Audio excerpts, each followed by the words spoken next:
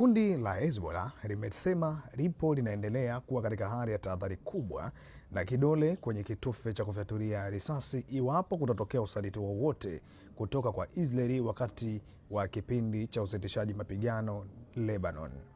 Kundi hilo linaloungwa mkono na Iran limesisitiza kuwa usitishaji wowote wa mapigano lazima uwe na jumla na usiipatie Israeli uhuru wa kufanya operation. Katika taarifa yake, Hezbollah imesema kuwa tangia tarehe 2 Machi hadi tarehe 16 Aprili mwaka huu limefanya jumla ya mashambulizi 2184 dhidi ya Israeli.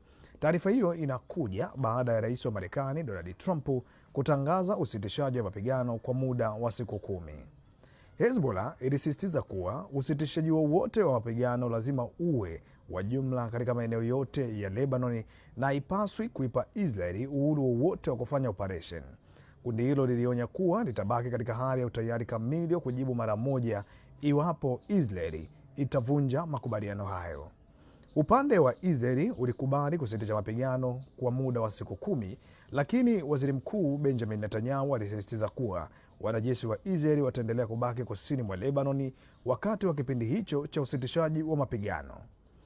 Usitishaji huu wa mapigano unakuja baada ya miezi kadhaa ya mapigano makali kati ya Israeli na Hezbollah ambayo yamesababisha vifo vya maelfu ya watu na uharibifu mkubwa katika maeneo ya kusini mwa Lebanon na kaskazini mwa Israeli. Hadi sasa hakuna taarifa rasmi iliyotolewa na upande wa Israeli kuhusu madai ya Hezbollah kuhusu idadi ya mashambulizi. Mazungumzo ya amani yanaongozwa na Marekani yanaendelea huku pande zote mbili zikiendelea kuwa na tahadhari kubwa. Habari hii kufuatiliwa kama kutakuwa na maendeleo mapya kuhusu usitishaji mapigano au majibu ya Israeli, tutakuletea mara moja.